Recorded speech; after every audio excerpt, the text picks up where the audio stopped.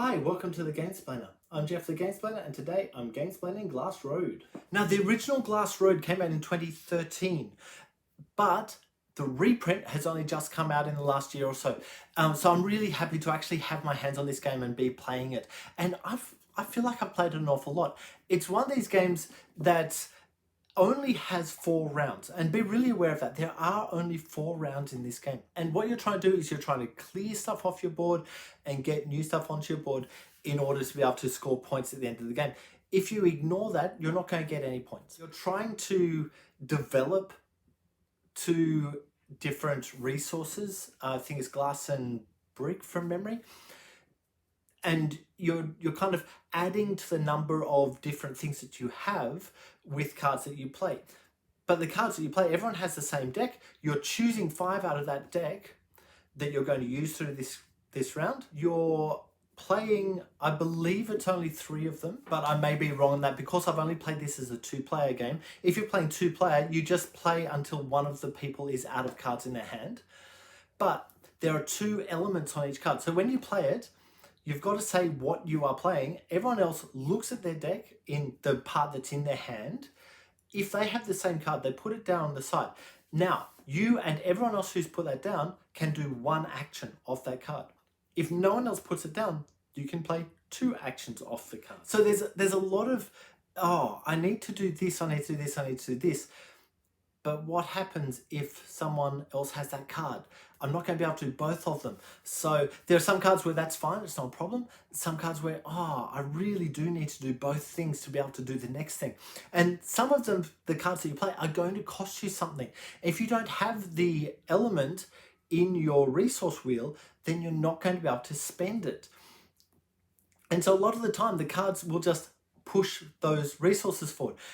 And there's a beautiful little wheel on it. So every resource, there are 2 wheels, so for 2 different products. Let's just talk about one of them for the moment. There's a stick and a stick. So it's like that. In this little spot, there's one thing. It's the glass, for example. When this turns around, it's basically you've turned this glass into 1 glass. When it turns again, 2, 3. It can't turn anymore. When does it turn? It turns whenever any of these, all of these resources move forward. So once everything is moved off this first spot, the wheel will turn straight away. And so you end up kind of almost leaving behind a resource very deliberately so you can get the others forward to be able to use them for other things. But then when you do this last resource that you've left behind, that will draw things around really quickly. And so suddenly you've got 3 of the major resource, but everything else reduces at the same time. And so there's a lot of kind of thinking on, oh, what do I need to move forward in order to be able to use this? So I can move stuff here and that will free up this space or get me more of that resource. And so then I can use that resource to do my next card. And finding a way through that particular journey is a really, really important part. Now, this is an Uwe game. Uwe Rosenberg, that is. So you can see Agricola is over my shoulder. That's kind of the one he's best known for. I personally really like his work from Feast of Odin. I think that this one lives somewhere in between Agricola and Feast of Odin. It's a lot easier than Agricola simply because it doesn't have that constantly changing field thing going on. It doesn't have the tile placement of Feast of Odin. It's not quite as heavy as that.